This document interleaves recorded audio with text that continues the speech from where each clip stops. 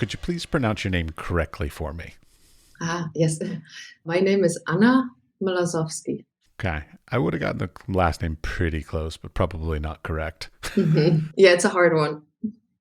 It's the ML that I I was like, know. So everybody says. yeah, that's a tough pronunciation. But, hmm anyways, now I'm always fascinated by artists and creative people and basically how they come to get made, or like what I refer to as get made. Like, so were your parents creative? Was your childhood creative? Like, how did you even get into being creative? Well, the fact is that my childhood was creative. My dad is a sculptor himself. So one thing is that he in I grew up in East Germany, and in East Germany, you didn't necessarily get to decide what you wanted to become. There was a good chunk of your opportunities came from how well you performed in school, if your parents were in the party, you did or did not get university study, place to study, depending on all kinds of factors. So my dad didn't actually study as an artist in the GGR, the German Democratic Republic, but he became a carpenter first.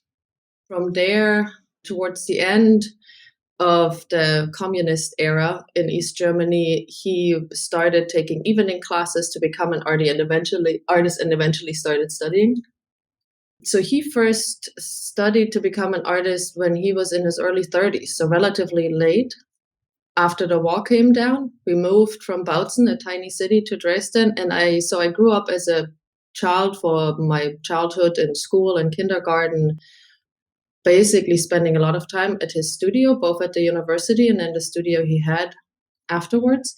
And there were a lot of different studios at Wells, and some of them were really funky, and then they gradually became better. And I also helped as a teenager my dad with work whenever he's colorblind. So it's funny because whenever he would do Photoshop, he would ask me if I could come and help him figure out all the reds and greens. But honestly, to have a childhood surrounded by a lot of artists and my dad being an artist made me not want to be an artist. There was no intention ever to become an artist because I also saw how hard it is to have that lifestyle. How hard, not just financially, how hard it is. I mean, that's one thing, but then on the other hand, also how hard it is emotional for you to always expose or like question yourself and question your environment and have all of these investigations and questions that you do as an artist naturally in order to make your work. And so for me, that was a bit off-putting rather than what I wanted to do.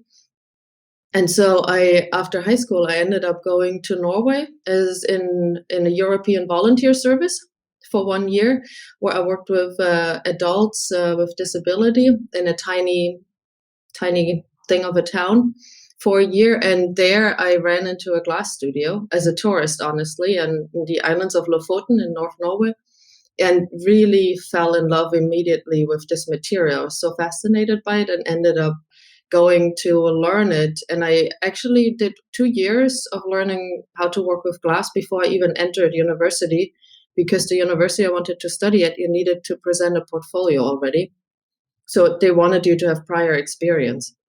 And I really my biggest goal back then was to be an assistant in a glass studio and not really ever, and never thought about making art as much as creating things. And I hadn't really a clear idea what that meant. It's a very interesting choice because, like, I know a number of people who are and have always been assistants, but hmm never sort of like the name on the studio, let's say, and they're perfectly happy. You know, Yeah. like there's different types of creative people. There's some people that simply just love the process of creating, hmm and oftentimes they end up just enjoying being the assistant to help to Yeah. build things. And I appreciate them, and I oftentimes their craftsmanship is the most magnificent by hmm far, because like they're not out for the name and the prestige and all this kind of stuff, and oftentimes they're not even worrying about sales or marketing or anything like that. They're just saying like, my job is to make the most beautiful thing, and that's what I hmm do every day. God, Yeah. I kind of miss that idea. Yeah. And I must say, funny enough, although I wanted to be an assistant, and that was kind of as far as I would see for myself, since I started university, I've always just made my own work and never actually had a job other than doing my own work. And I know that's quite unique for a lot of artists who kind of start off working for someone else and then going slowly after grad school, maybe into their own practice. And I just right away did my own thing. I had right out of undergrad a solo show at a glass museum in Denmark. They have a project there called The Study, which is specifically for young artists to really get to try out ideas in a museum with a big solo show that you prepare for a year and a half. So you have a lot of time to make it and support, and it's a really nice way for somebody that has not that much exhibiting experience to really put on an exhibition. And that was really good for me, and it really helped me also feel confident. And from there on, it just kind of did its own thing. But I also feel like I'm more comfortable in a position, like in a background, in a way. I don't really, you were talking about how artists, like there's all this ego involved in wanting to be a famous artist that everybody looks at. And I don't really have the personality, and I often like kill myself with that, because when I have openings, I just wait outside until they're over because I'm like, people are here to see my art, not me. Like, why would I be here? There's no point in me being here. I made all this stuff. I can leave now. I'm done. Like, my job is finished. And I don't really like to be in that attention.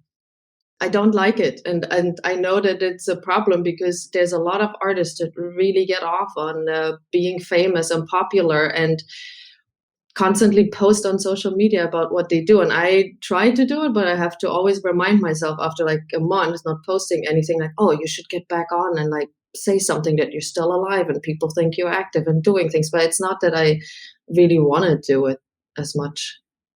Yeah, I'm not a huge fan of social media, in case you haven't heard that in the past. I'm not. It's a tough thing, and I'm not even sure it's really super beneficial. You know, like they say like, oh, it's the way to do art these days, and I'm like, is it really?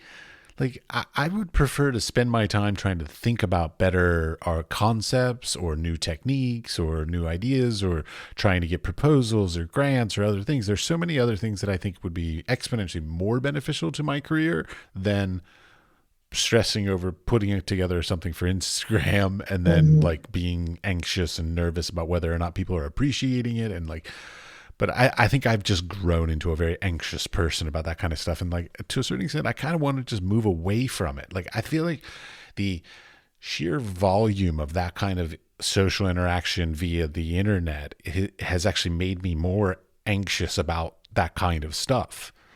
And I envy you for not participating in it. Good for you.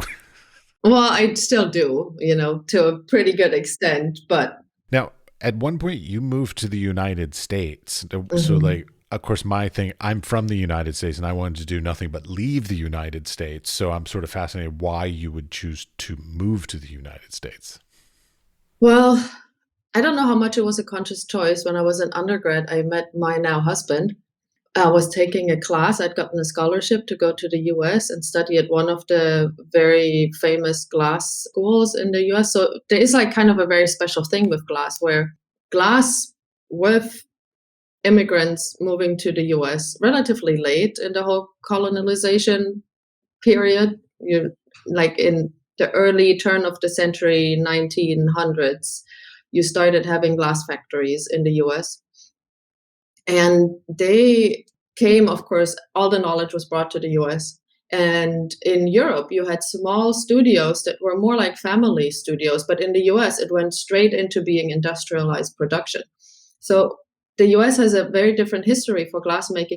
And first in the 1960s, you started having the first private studios, the first factory workers that started going independent, opening up something we now call studio glass.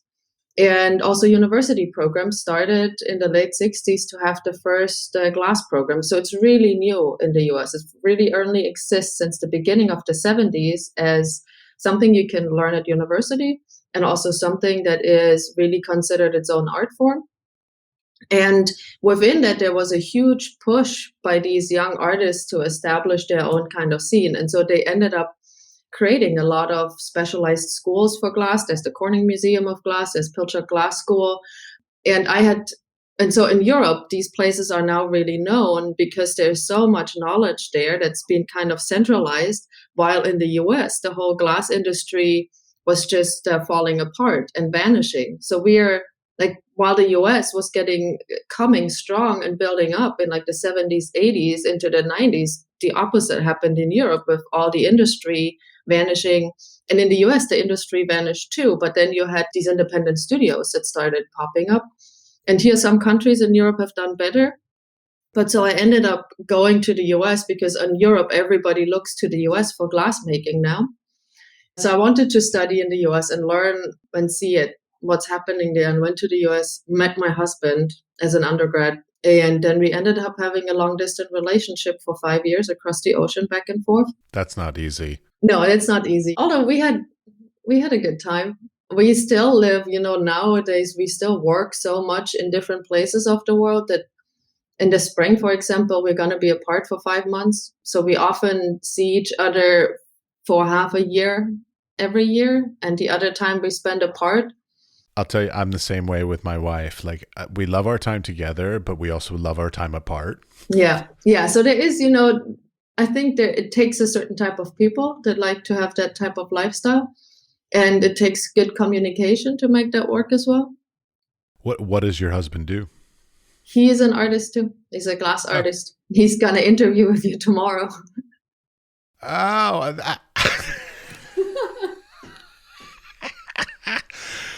totally. Like, I'm just, yeah. Okay. I'm piecing together all the emails and everything. Yes. Okay. I remember all. Matthew tomorrow. Yes. Okay. Yeah. And so anyways, we met in the US, and I had lived in Europe in a lot of different countries. I did my undergrad degree in Denmark. And as I was finishing my undergraduate degree, I had to leave Denmark because my resident and work permit was running out, and I couldn't prove that I had a certain income to make up for what I needed in order to stay. And I have basically moved in back with my parents in Germany. So the decision for me to move to the US was basically mostly out of the rationale that he had a place to live and he had a job and he had a life there, and I was moving back to my parents, and I couldn't really ask him to move in with my parents, and I didn't want to move in with my parents. So the move to the US was really, I never thought I would stay there. I didn't foresee that this was like any long-term thing, because I had moved in Europe for the past 8 years, 10 years, from like one country, half a year here, half a year there, a year here, a year there, 3 years here, and back and forth. And then all of a sudden I was moving to the US. And then first when I arrived, I was like, oh, okay. I guess this could be for how long? Like, what? This forever? Like, I couldn't really imagine what that meant. And since I'd moved so much in Europe, I'd never expected a culture shock to really occur as much as it did. And I was pretty shocked about how difficult it was for me in the beginning to settle in. Wait, okay, hold on. You're talking about culture shock in the United States and settling into the United States, correct? Okay. Yeah. I totally understand it, but you were in Seattle, which I think that's reasonably European. I was in Oakland, in San Francisco. West that's Oakland. Totally different. That was moving into a pretty rough environment from the most sheltered European country of Denmark, you can imagine, and Germany. Yeah, I went to graduate school at the San Francisco Art Institute. Yeah. So that's a huge culture shock. Yeah. Yes. The Oakland is a much different kind of environment we lived right next to the smelter for the recycling.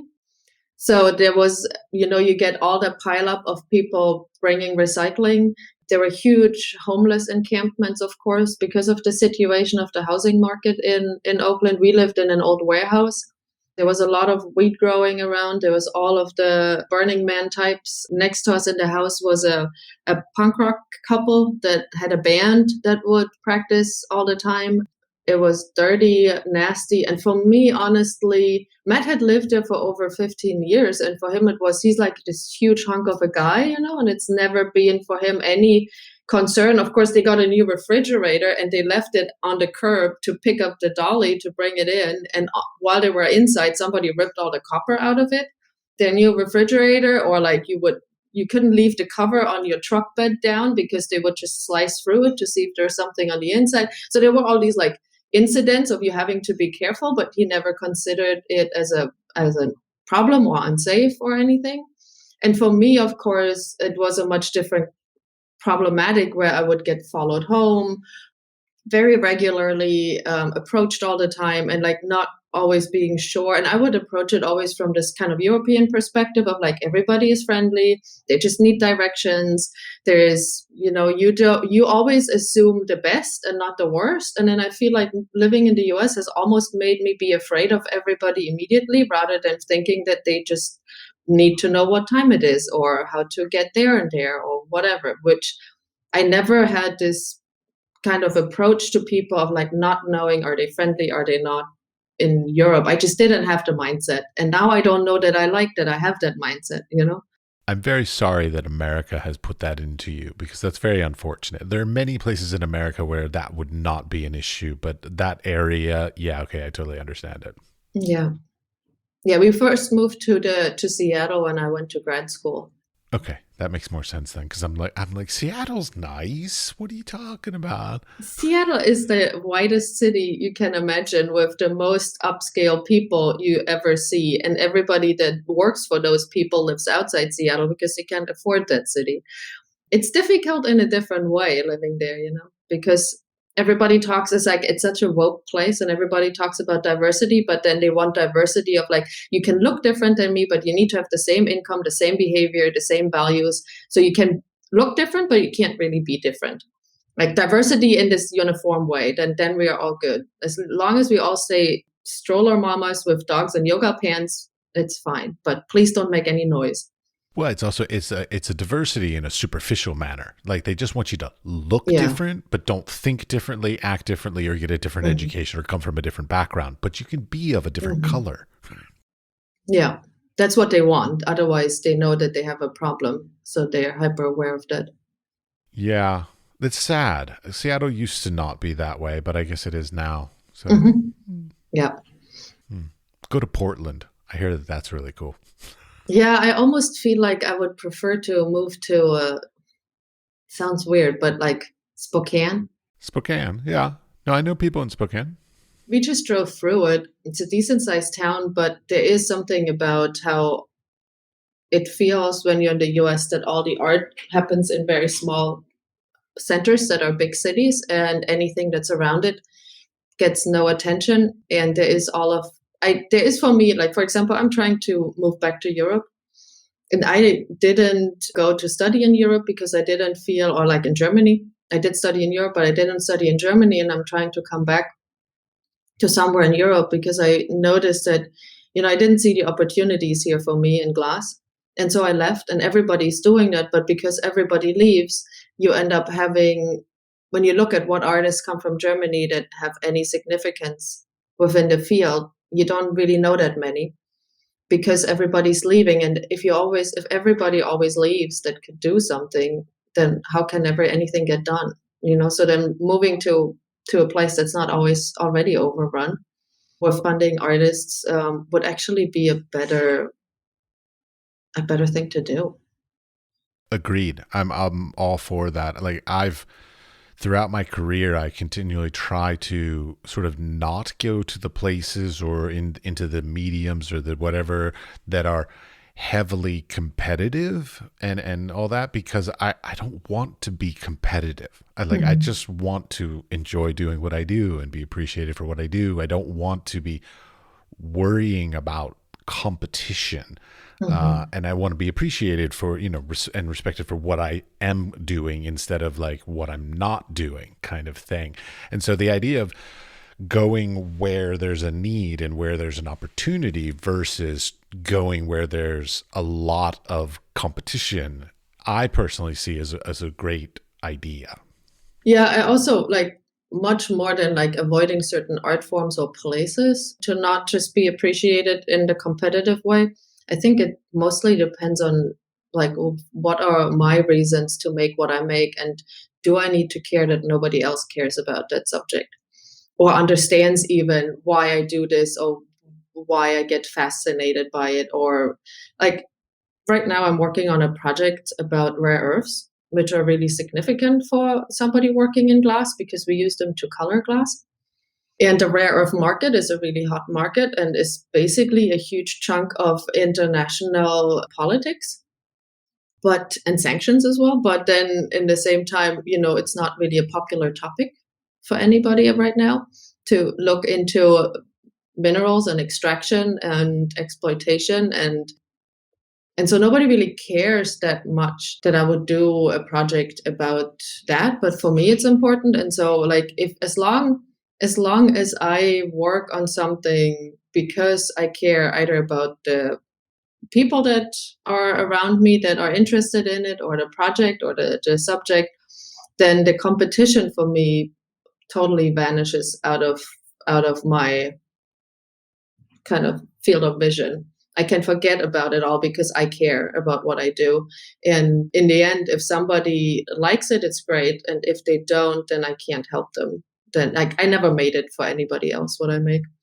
And there's a lot of projects that are not on my website because I either am not comfortable to share them with the public because they're too private, or because I'm not too proud of them because they didn't turn out well or as well as I thought they would. I think that happens to everybody. Yes. Yeah.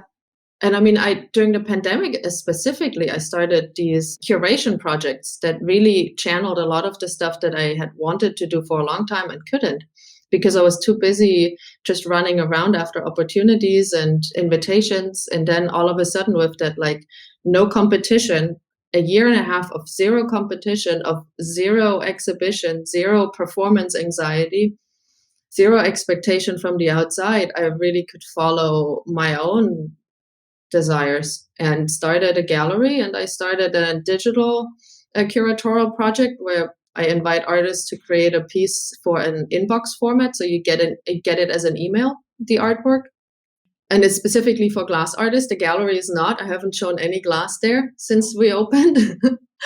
But, I started doing things that I wanted to do for many years, but never found the time. And so I think the pandemic was really good to also show me of like, it doesn't matter what the expectation around me is, but only what my own desires are. Artists don't get paid anyways for our work, so why would we worry about competition? I laugh and I'm sort of like, finding that very funny. But on the other hand, it's like, but we want to be paid, and quite honestly, we should be paid for what we do. But sadly, you're right. We're generally not paid for what we do. Yeah. So like, why do something that you're miserable at for no money when you could do something you're happy about for no money? Mm-hmm. Yeah. And I mean, I had a situation during the pandemic as well, where there was an exhibition that I participated in and a lot of other artists, and things weren't going so well. And I tried to come together with the other artists and send a joint email of like, okay, this isn't just an individual being unhappy, but as a group, we agree on certain things. And it didn't happen that way. The email got written and then people got cold feet because artists are always worried about that they end up losing opportunity, that they are not getting invited in the future, that we need to make friends with curators around us so that we even can keep working on what we are doing. So I ended up sending the email alone. And funny enough, the organizers were actually happy about it. They made a new exhibition for the coming year, and a lot of the things that were criticized changed. And I think that feedback, as long as artists advocate for themselves and give that feedback of like, listen, I just come and set up an exhibition and all the art handlers that helped me set up the exhibition are getting paid an hourly wage. Why don't you pay me that same wage? I'm at this point nothing else than my own art handler while I set up my own piece. As long as we start doing that, then I think it could change. But there's too many of us that are still not speaking up when they're unhappy. And the thing is like, very rarely ever when I said anything, something changed. But I felt better that I at least said something and didn't just let myself get exploited and pretend that I need to be thankful in the same time. It's an interesting dilemma. I don't know how we got into this situation of artists, for more or less like being taken advantage of, like in Mhm. so many different ways. And yet it's sort of become the norm and we kind of accept it, but we really shouldn't be accepting it. Like, I'm big fan of like the things the conversations I've been hearing a lot about are, of course, artist fees, which you're talking about, which is like, basically being paid for your time and your energy, at least for delivery and installation and all that kind of stuff, but also things like royalties. Like, I love the idea of Mhm. that. Like, I know there is something in Europe about like the secondary market. Like, so if somebody buys your work and then they resell it at an auction house, that the original artist, if they're still alive or if they have an estate, should get some royalties from that. I love that idea, but Yeah. unfortunately, it's not true worldwide. No. No, there is also, though, in the US, there's a website called Wage, and they certify institutions to, so basically, the way it roughly works is an institution, they have to submit the highest salary for their highest ranking official, director, whoever they have, and the highest salary, and then also their income as an institution and their expenses as an institution, and they have a formula, and then they calculate out of that how much should individual artists get paid for doing performances, for solo exhibition, group exhibitions, lectures, seminars, anything, workshops that they could offer. And if you get wage certified, then you agree that you pay that to the artists. And then it gives artists a guideline, and I've often used it when I talk to institutions, and they're like, so what would be reasonable? And I'm like, well, there's this website, and you can calculate for yourself what would be reasonable for your size of institution to pay to your artist. That's an excellent resource. I will be sure to Hmm. look it up and Yeah. put a link to it in the show notes. That would be great. They would probably love it. Yeah, oh, I will. That's what we're here to do, is connect people to the knowledge that they need to, do better, basically. Hmm. Now, I want to get to your work itself. Now, Hmm. uh, I looked at your work, and sadly, I have not seen it in real life, so I've only seen it virtually. And the thing that I was struck with is you call yourself a glass artist, and it's kind of one of those little like vernacular issues, because like I'm a photographer, but but that's just because it's easy to say photographer. But I think of myself more as like an artist who works with for the photographic medium. And when I looked at your stuff and all of your different ways of expressing yourself, I was like, you're very, very focused on your concept, and you happen to have chosen glass as a way to express it. So like, Hmm. I wonder, would you define yourself as a glass artist or maybe more of a conceptual artist that uses glass? Well, that's a difficult question, because one thing is that people see that I use glass, or curators see I use glass, and so I immediately get lumped into craft. And that's not where I am with my work at all. So, no, I don't like the term I'm a glass artist at all in that way. But on the other hand, I'm not an artist that happened to choose glass to make my art, because glass for me is more than a material. The only reason that I ever became an artist is because I found a material that is an extension of myself.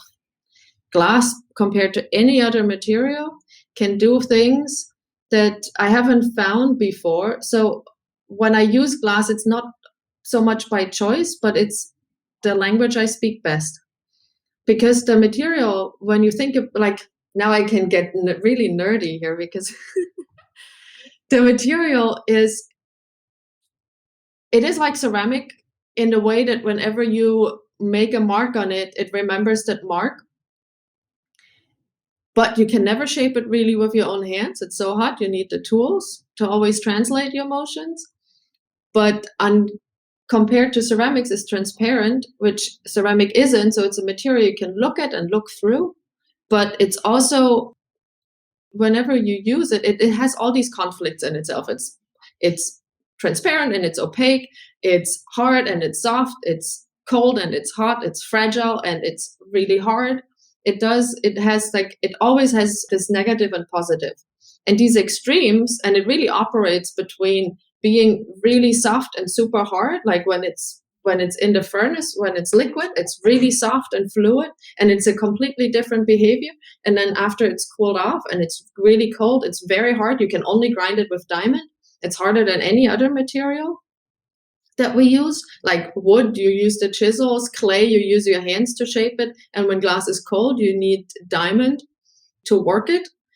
Of course, there's stone wheels as well, but there's very little that can cut glass. And it always operates on this spectrum of extremes. And that really fits very well with my personality. It's also a material that is super quick in decision making. There's no hesitancy. There's no second guessing. There's this enormous amount of dynamic action, kind of like almost a hyperactivity.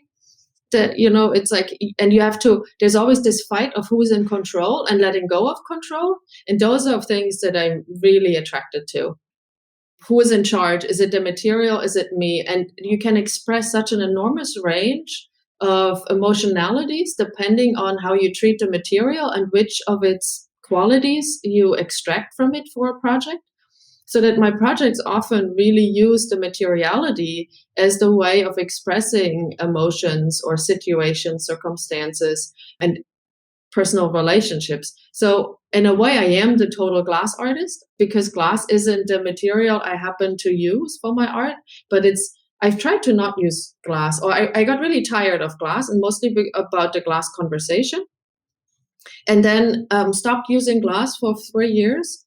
And noticed that even though I wasn't using glass, I was attracted to materials that some have similar properties. Like I was using salt because it crystallizes out and goes from liquid to a solid and changes shape from looking like water to being crystals. I would use materials that are all transparent. I would use materials that would change state really fast. Like I will use ice and water and fog and smoke. And so and then worked with light and transparency. So I stayed completely within the range of properties that I loved so much about glass. And so I found my way back to glass I wasn't trying not to use it, but I was tired of it. And I needed a break. I was like, okay, we are in this relationship together. We've been in this relationship for a long time, you and me, and we need to take a break here. And I'm not happy with you. And then I basically continued my marriage with this material, and we've grown stronger together. I really don't see this as a material I use, but something I really miss when I don't have it around. I totally understand. I did photography for going on 20 some odd years, and about 5 years ago, I got rid of all my cameras and I stopped taking pictures, and now I'm working in other mediums, and I'm feeling a little bit of a pull back towards the photographic medium, but not enough to actually make me go out and take pictures yet. Mm-hmm. But partly because I think certain disciplines and stuff sort of wax and wane in their importance and their values in your own works, but also in society as well. And like for me, photography, the whole, I feel like a lot of it, there's simply too much of it in the world, basically. So I'm just I don't know what I can add to the entire spectrum of stuff that's being created in the world. I don't think I have any unique perspective in that. But whereas glass, it takes a certain kind of person to even work in a hot shop, much less actually do it with some mastery. So it will always have its niche thing, unlike photography. Pretty much anybody can do it. Yeah, but the thing is also with glass, I think we totally underestimate it as a material, because if you think about that, we are both looking at screens right now to talk to each other. You wear glasses, I typically do too. So there's a double layer of glass in between us. Then there is optic fiber cable, that's the internet. It's just glass. And without the internet, we wouldn't have, without glass, we wouldn't have the internet. Without glass, we wouldn't have modern warfare. The only way that laser works is because of glass. And that's based all the modern weaponry. A lot of the components that we use to make all our contemporary gadgets work and our contemporary communication work happens through glass. All our buildings are made of glass. I learned that in modern high-rise construction, 80% of the budget goes to glass because it's also really expensive, and half the building is made out of glass. And I think we underestimate how glass isn't a niche product, but it is in our teeth as well. There's a glass ceramic that we have as the filling in our teeth. It's used in a lot of medical applications. It's a lot of the labware, for example, is also, that's all glass because it doesn't, how do you call it in English? Like when you pour a chemical into glass, it doesn't necessarily react with the glass material. So you don't get contamination like you would do in plastics or metal, where it actually starts to dissolve and permeate. They also make glasses, for example, that let certain bacteria grow and inhibit the growth of others.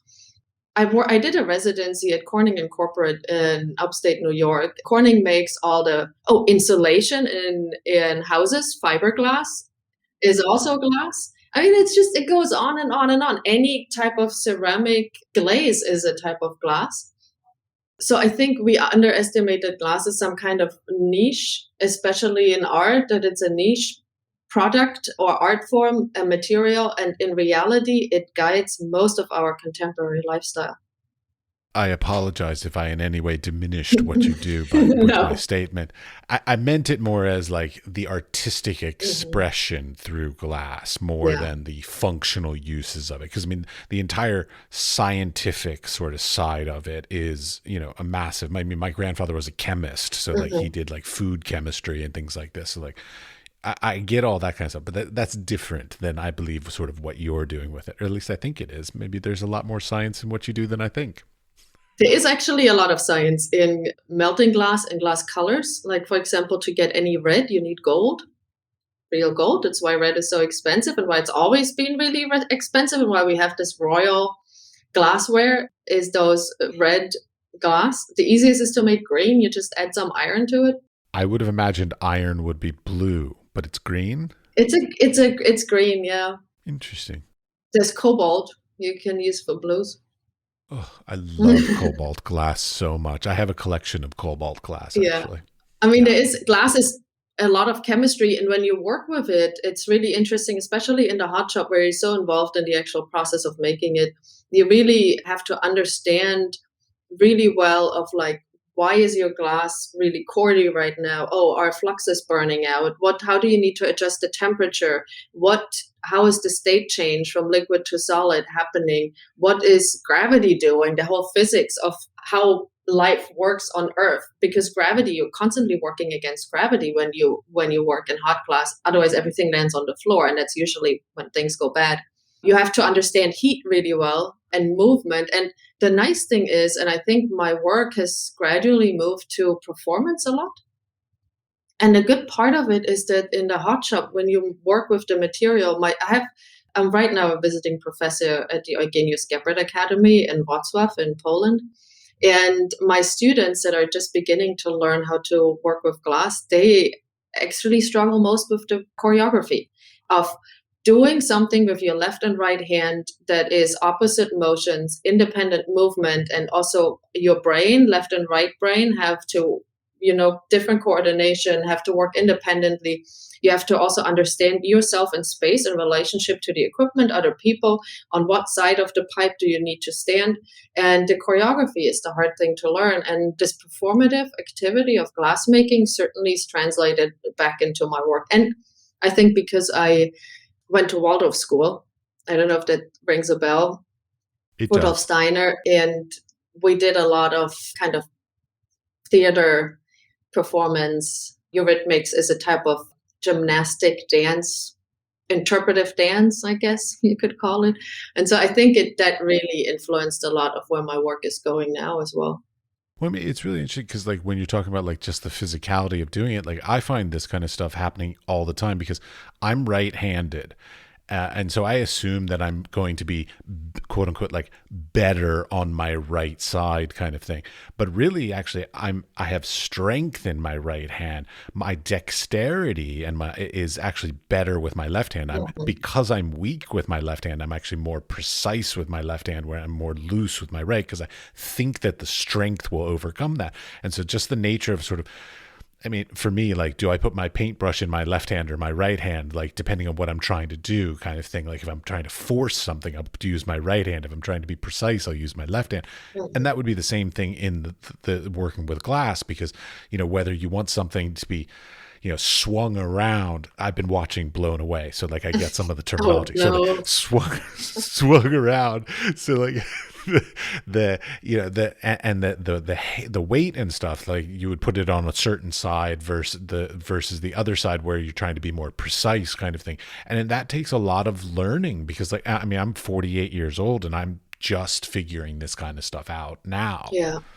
Yeah, and honestly, people under like glass is the most difficult of the crafts to learn. It takes at least 3 years to learn the basics and really make something that comes out as you imagined it in the beginning. And glass is also teamwork, 100%.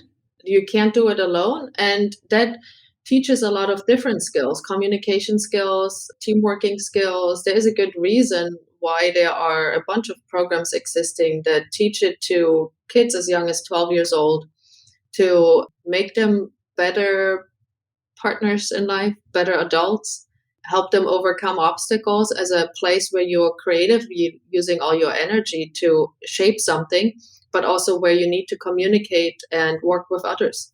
I have so many questions. Okay, wait. So let's go one question at a time here. So, have you and your husband ever been a team in the hot shop together? No, he's also not a glass blower. I learned how to blow glass. He does it a little bit, but no, we actually never a team when we make art. Unless one of us, we work for each other all the time. We help each other make our work all the time. We help each other develop ideas and we work really well together that way, but we never make anything together because we have very different approaches to making and ideas and reasons to make anything. And we would never end in the same corner with what we make. We are not creative together. We are assisting each other. That is lovely and poetic. I like that.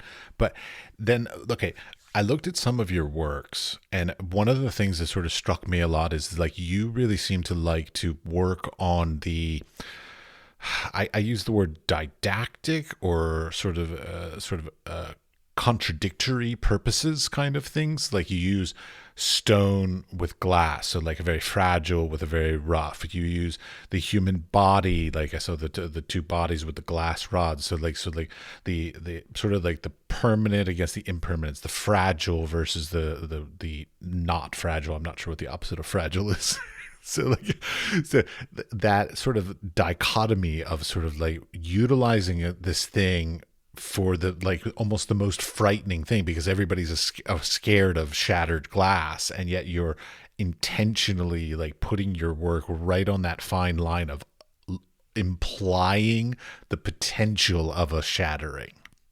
It goes back to what I said before that like I really love that this material has so many opposites that come together within one material, and that's why I really like working with it. And on the other hand, of course, I feel like I myself as a person are full of conflicts and contradiction. So of course, using a material to abstract away from really personal issues for me is very comfortable because I can translate everything through the material without having to necessarily articulate things in the most vulnerable way possible, which would be through words or imagery. So I think that level of abstraction that the material offers me is really helpful to talk about some more hard issues. Okay, which brings up the two things so I'm going to try and tie these two things together into one question. You mentioned some very, very personal works that you don't have on your website. I would love to hear about those. A. Secondly, you mentioned in your, I don't know what's it, statement that you have a borderline personality disorder. Yeah. I'm not sure what that means. Mm. So, Borderline, and yeah. do they relate to each other in any way? Well, I think glass is the borderline personality itself. A borderline personality disorder is a mental illness that people get. There is some genetic predispositions that you need to have, which means that you might be somebody that's easily that has depressive tendencies, neurotic tendencies, anxiety, Addictive personalities. addictive personalities already. Yes, people with borderline struggle a lot with different addictions, but because addictions make us have strong emotions, and someone with borderline personality disorder is basically hypersensitive, and people with borderline personality disorder tend to regulate that through drugs, through getting into bad relationships, through or relationships that provide big emotional swings, lots of drama. I feel like you're talking about me at this moment. Go on. And there's also a lot of self-harm. For me, glass, I never had the fear of glass that other people have. The heat, getting burned, cutting yourself. You constantly cut yourself on the material. It's just like a daily occurrence.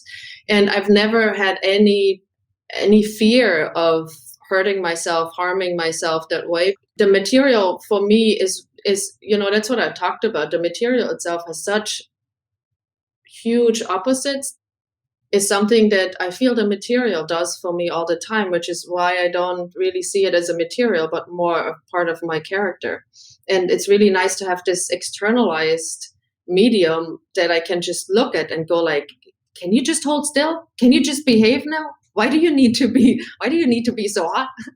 And I really like actually talk to it. I guess it's a very terrible thing that I talk to my art, but I have these whole conversations of like, what did you just do right now? Why did you do that? Whenever, glass, sometimes you try to make an impression in it when it's hot and it just does something really funky. And you're like, why did that happen? Or why did you do that? I don't work in glass, and I have those conversations as well. It's fine. Yeah. Of course, my mental health issues, I've had them since my mom already said I had them since I was born. I know them since I could consciously think. And I really got into a lot of trouble when I was a teenager.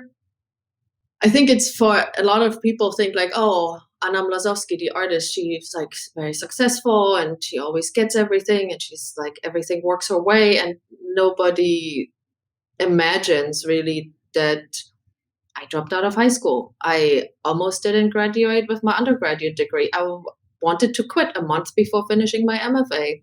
I've never had a job also because I really can't fit in really easily or can deal with other people and their judgment of me nonstop, because that's my biggest problem, that I always feel judged. And for me, this being a professional artist is really hard emotionally and mentally because I don't deal well with the expectation. I am not naturally competitive. I don't want to be. And I try to also communicate that to all my students that I have now, that this is a place of teamwork and this is a place of care. For example, when I came here to this university, students kept mistreating the tools a lot because they are like, oh, it's a metal tool, you can just hit and bang everything. And I was like, no, the pipe, the tools, treat them like your grandma. They're your grandma. You need to be really gentle. These are fragile things. If you bend them, they don't work anymore. It's true, but but a metal tool should be stronger than a not piece when of you make molten it glass. hot. It's true. Yes, if the piece of metal is hot, that is very bad and dangerous. They could even shatter and splinter. And if you hit something that's hot, then it will bend. And when you have a bent tool, you can't use it anymore. Yeah, the issue about being judged, you chose probably one of the worst career choices for being judged. It wasn't my choice. That's what I always say. I didn't want to be an artist. We had that in the beginning. I did not want to be an artist. Well, you ended up in one of the worst career choices for not wanting to be judged, because we are eternally judged on everything. We're judged on our work, our statements, our choices, our personalities, whether we're nice people. Like, Right. one of the things that I've run into a lot, which I did horribly wrong in my youth, which was I was an arrogant little shit most of my youth, thinking that I was really, really talented and all this kind of stuff, because of course everybody told me I was talented. So I was like, ooh, I'm really talented. And a lot of it is also like people want to enjoy to work with us. Mhm. And if you're not enjoyable to work with, then you're screwed. Yeah. And I'm not really, how do you say that in English? I only know the German word. A people person? No, adjusted? You know, like how you call puppies that they're like house trained? You're not house trained? I'm not very house trained. Okay. I mean, I've had jobs. I worked at a foundry, but always as a private contractor. Made molds for them and all their waxes for a year, and I had a lot of other jobs. But I think the reason I like to work for myself is really because I'm not very well house trained. Well, I mean, every artist, and including myself, would love to just work for myself. Like, I mean, holy Mhm. shit, I would be in heaven if I could figure out a way to just work for myself. But unfortunately, we all have to do things to make money on the Mhm. side that maybe have sometimes, like I find that some people, like you're teaching, so like some people choose to find things relevant to their work to make money, and then they sort of feel like it's an extension of their creativity. Whereas some other people like to do things that are completely devoid of creativity, so that they can sort of save up their creative energies for when they have time, kind of thing. Yeah. And it's just two different ways of doing it. But like, fuck, I mean, I'll tell you, Europe is so much better with its sort of funding mechanisms and opportunities and these kinds of things to make it so that you can, I'm not going to say be rich and all that kind of crap, but like you can choose to be an artist and you will live a fine lifestyle. Yeah. And there'll be funding for you and everything like that. And And like, healthcare and retirement. oh my God, I know. I so look forward to all that stuff. Yeah, because fuck, America is so screwed and backwards on all that Yeah. shit. Like, I want to move to like Scandinavia. They've done it I right. know. Holy shit. Denmark, Finland, Norway, Iceland, all these places, they are so good at this stuff, between funding the arts and then socialized medicine and socialized everything else. Like, I'm such a fan. Oh, Yes, me too. Me too. But you also need to live with the people there. I have done a little bit of work with the people there, and they've been lovely so far. Me I'm too. going to Yes. Lofton actually Oh, next nice. year, Mhm. so I'm hoping to fall in love with the place and convince my wife to move up there. You will. I did. I mean, that's the thing. I lived in Scandinavia for on and off, no, on for 5, 6, 7 years, 6, 7 years. And I loved it. I would love to move back. They don't easily let anybody in. I've heard these stories, yes. Yeah. I mean, I would move back there immediately if I could. I also like the amount of emptiness compared to Germany or Poland or the Czech Republic, fewer people.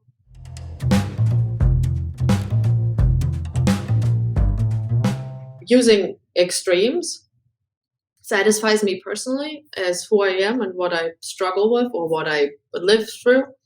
But then in the same time, using those extremes is also really informed by having moved around as an adult between so many cultures and places, and also growing up in Germany where everything shifted when I was a kid, and getting to see so many different cultures and approaches to morals, what is polite, what is good, what do people have for opinions. And so these, like, I use as well in my work a lot of that material contradiction of like this question of what is right and what is wrong, who gets even to decide if this is good or bad, because a lot of the material properties I use are the ones that we try to avoid, like the breaking of glass, the fragility of it. So for me, they provide me with an opportunity to question reality. And it's maybe a little bit too, for a lot of, I think in a lot of contemporary art, there is a huge desire for having things be more explicitly political or sexual or about your sexual identity, political identity, questions of belonging and disbelonging. And I'm not the type to make that work, but I think a lot of that, who gets to decide what is good and bad, and who can tell me what values I should have or follow when I make my work or when I look at the material. And that comes out of this long tradition that glass also has, that there is an enormous amount of, these are the things we don't want to have happen when we work. This is the correct way of working with something. And because I learned all these, I can now consciously break all the rules. And having been somebody that's not house trained really well, breaking rules is just in my nature. I just can't do it any other way. And moving through all these cultures and having seen that something that I completely thought is polite in another country becomes impolite or unacceptable. Like I remember going to Japan and was shocked about how short all the skirts were and how everybody was wearing these, oh God, how do you call them? I never wear them. These stay-up socks that stop on your thighs. Those sexy things, stockings. Thigh-high stockings. Yes, those sexy stockings with those lacy edges.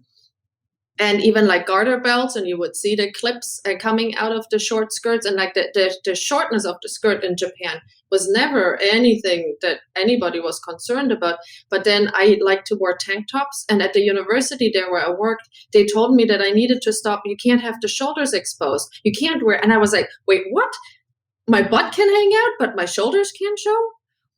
And like having experienced it constantly, these ideas about somebody deciding like you can do this, but you can't do that. There's a lot of nudity in my work, and in some countries it's really problematic to show nudity for presentations, censorship as well around that.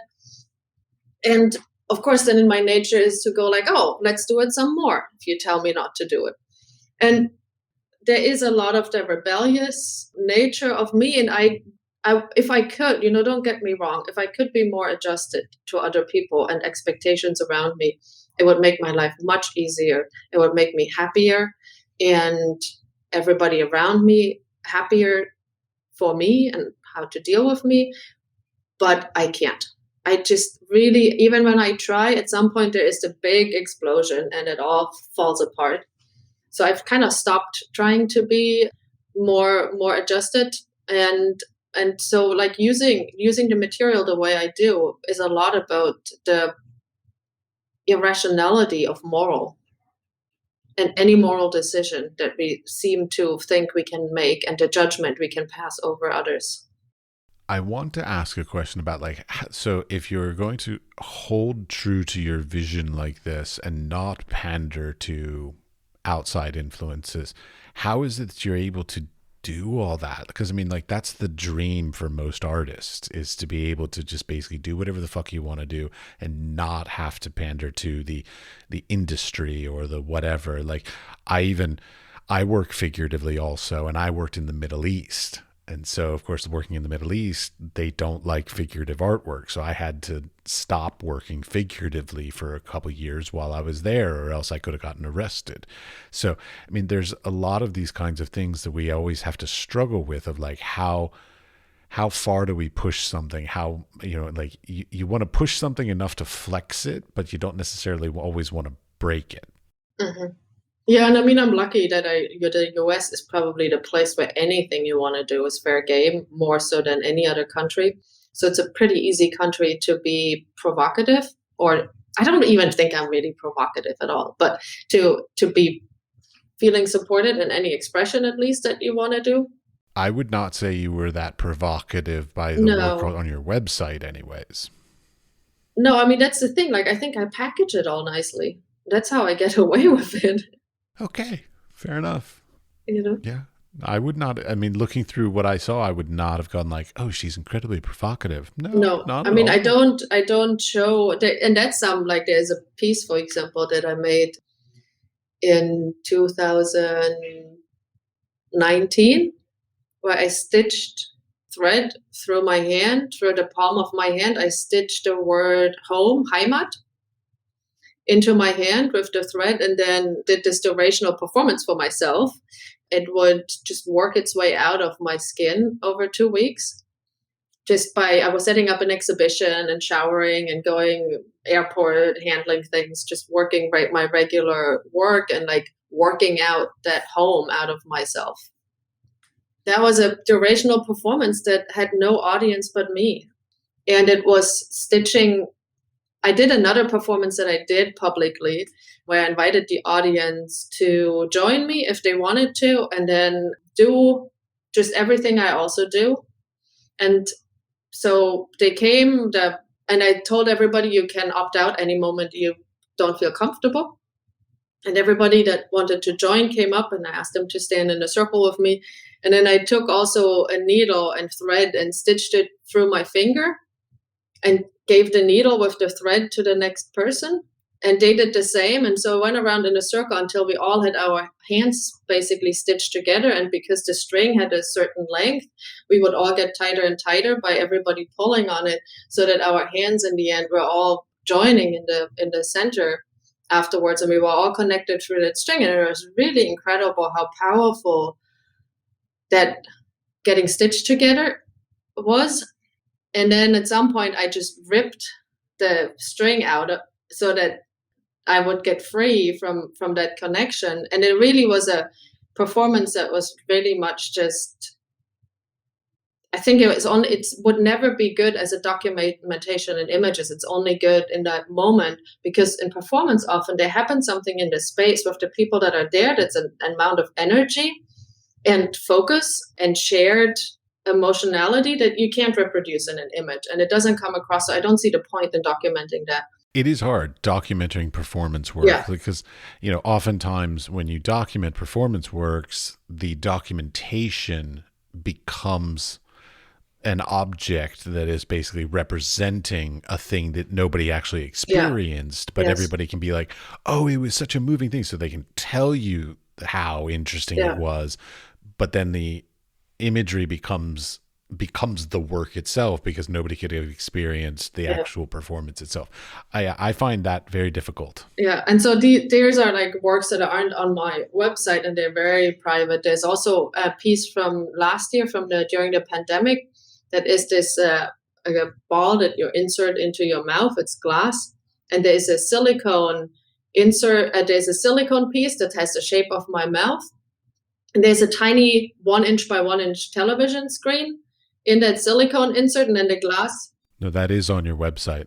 That's on my website, and it fits in. And so it's this durational performance of words and images, other people's body parts playing inside this TV screen through the lens that's inserted in my mouth from inside my head.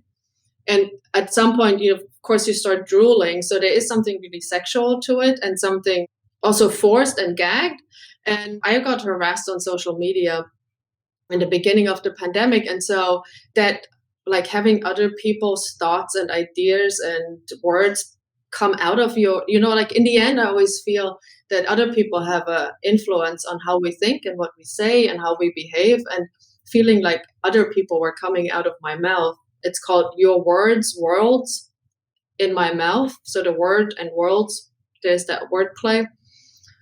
And that's a piece for me that was very personal. And so there is often, and it was meant to be a public performance, but we never opened up again to have, especially maskless, somebody drooling at you. There was supposed to be live performances for an art event where there were multiple performers that would walk around with these, interacting with the audience. And that's a piece that's very private and personal, and deals with something much larger than the piece itself looks like. And then also there is a piece on there that's called Straight Line Thinking. And it's a performance where I walked in a circle for over 24 miles. So I walked a marathon in a circle, and I was dragging this pencil with me around the room.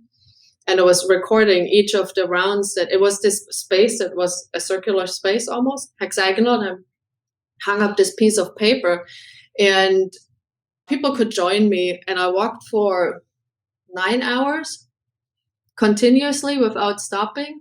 7 hours and 18 minutes seven is what you hours have. and 18 minutes, exactly. And so I was walking in this circle, just going around and around and around. And the only reason I stopped was not because time was up or anything. There was no set end to it. But it was because there was always, when I was walking through the hour, something would happen where I would see a change in the line thickness, or I would have a different experience, how my body felt, or what I was thinking, or that I just realized I probably hadn't been thinking at all for the last 20 minutes. There was always something happening. And then towards the end, nothing changed anymore. And then I was like, okay, and now there's no point in continuing. Like, I've reached the natural conclusion for me because it made no emotional difference. And so I stopped walking, and I realized when I unrolled that circle, so people that joined me in this space, when the door was closed, it was just this continuous circle of black lines surrounding us. And then when I took that off the wall, the circle turned into a straight line.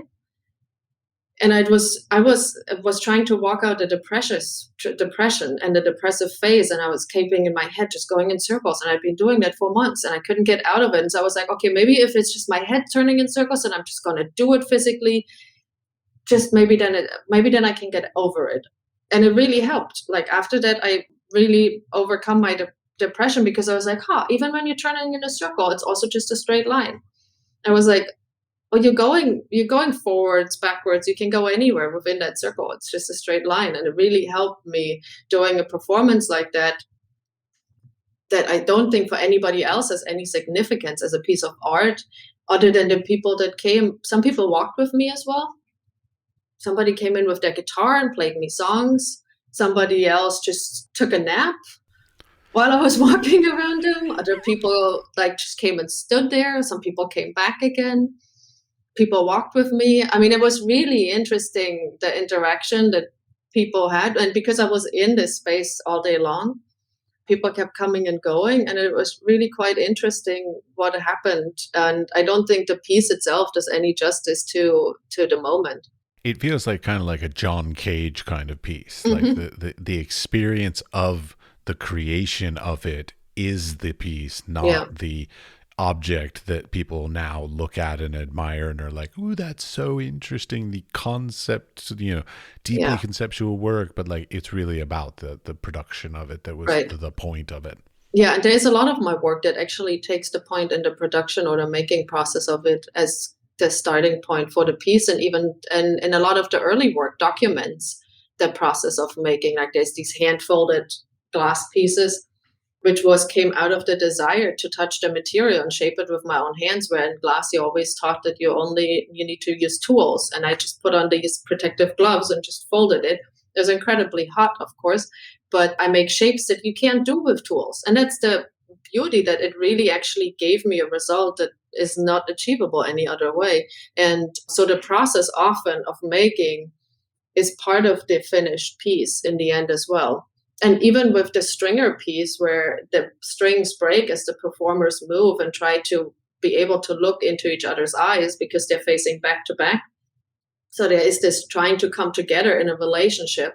It's all about just in a relationship how sometimes we really need to break what connects us in order to see each other and be able to have a new relationship that might be better than what we had until then. So breaking those strings, it's all about the material process being actually the piece, though. I think that's a very basic element of my work. Lovely. Well, thank you very much for the time. Thank you for having me. It's been great.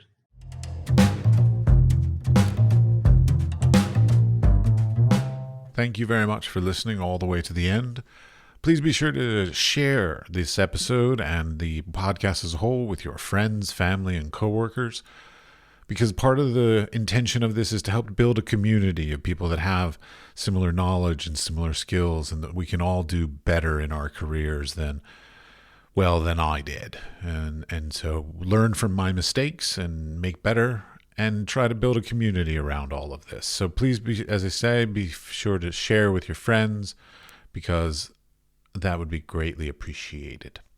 We are produced by 5014. The audio was edited by Mickey at CushAudio Services, and the music was created by Pete Bybee.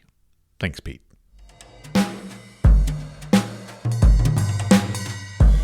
The Wise Fool, an art podcast, is supported in part by an EEA grant from Iceland, Liechtenstein, and Norway in an effort to work together for a green, competitive, and inclusive Europe. We would also like to thank our partners Hunt Kastner in Prague, Czech Republic, and Kunstsentrene i Norge in Norway.